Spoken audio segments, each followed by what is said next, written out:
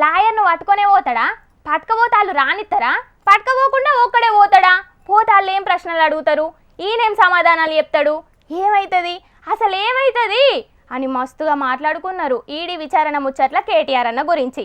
అయితే హైకోర్టు కేటీఆర్ అన్నకు పెద్ద షాకే ఇచ్చింది లయ్యల్లా. ఇక గా ముచ్చటితోటి పాటు ఏసీబీ ఈడీ నోటీసుల సంగతి ఏందనేది కూడా పురాగలుసుకోవాలి కదా. నడువుండ్రిగా. విచారణకు పిలిచిండ్రని పోతే లాయర్ను పట్టుకత్తే ఒప్పుకోమని నిన్న వెనుకకు పంపి ఏసీ బొల్లు షాక్ ఇచ్చిన ముచ్చట ఎరికే కదా కేటీఆర్ అన్నకు. ఇక ఇయ్యాలనేమో రాష్ట్ర పెద్ద కోర్టు పెద్ద షాకే ఇచ్చింది. ఏసీ బొల్లు పెట్టిన కేసును కొట్టేయాలని కేటీఆర్ అన్నేసిన పిటిషన్ను రాష్ట్ర పెద్ద కోర్టు కొట్టేసింది. తీర్పిచ్చేదాకా విచారణ చేసుకోవచ్చు గాని అరెస్టు చేయొద్దని మొన్న నడుమ చెప్పిన కోర్టు ఇప్పుడు కేటీఆర్ అన్నేసిన పిటిషన్ కొట్టేసింది. లెక్కకు మించి పైసలు పంపిండ్రు, కేబినెట్ల మాట్లాడకుండా పైసలు పంపిండ్రు, గా పైసలతోటి ఎవ్వలకు పాయిదా ఏందో తెలవాలే అని గట్టిగానే చెప్పింది కోర్టు. గందుకే సుప్రీంకోర్టుకు పోదామనుకుంటున్నాడట కేటీఆర్ అన్న. ఒకళ్ళ కేటీఆర్ అన్న పిటిషన్ ను తీసుకుంటే మా వాదనలు కూడా ఇనాలే అని ముందుగానే పిటిషన్ వేసిండ్రు తెలంగాణ సర్కారోళ్ళు.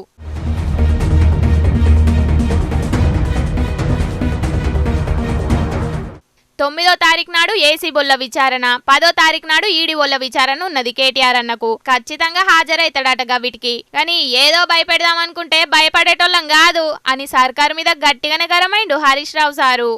మీరు ఎన్ని కేసులు పెట్టినా, మా మీద ఇంకా ఎన్ని రకాలుగా ఒత్తిళ్లు పెట్టినా, ఈ రాష్ట్ర ప్రజల కోసం, ఈ రాష్ట్ర సంక్షేమం కోసం మా పోరాటం మాత్రం కొనసాగుతూనే ఉంటుంది. నువ్వు ప్రజలకు ఇచ్చిన 6 గ్యారెంటీలు అమలు చేసేదాకా నీ ప్రభుత్వాన్ని నిన్ను ఎట్టి పరిస్థితుల్లో వదిలిపెట్టం. మమ్మల్ని మానసికంగా బలహీనపరుస్తానని అనుకుంటా ఉన్నాడు. కానీ మేము మరింత బలంగా పోరాటం తప్ప ఎట్టి పరిస్థితుల్లో నీ అక్రమాలను కానీ నీ 6 గ్యారెంటీల అమలుపై నిన్ను ప్రశ్నించడాన్ని వదిలిపెట్టే ప్రశ్నే ఉత్పన్నం కాదు.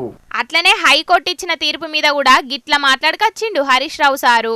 ఇది అక్రమ కేసు, దీని విచారణ నిలుపుదల చేయాలని చెప్పి బీఆర్ఎస్ పార్టీ తరఫున మేము కోర్టుకు వెళ్ళాం.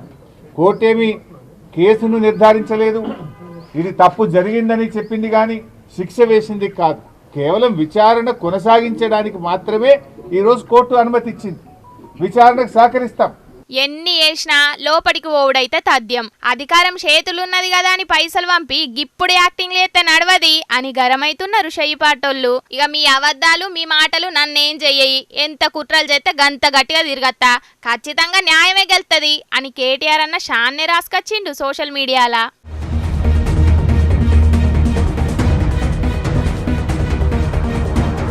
ఖచ్చితంగా అరెస్ట్ చేసి లోపలికి తీసుకుపోతారని కేటీఆర్ అన్న గట్టిగా మనసులో పెట్టుకున్నాడు కావచ్చు. అగో గందుకే గిట్లా ట్వీట్ పెట్టిండు.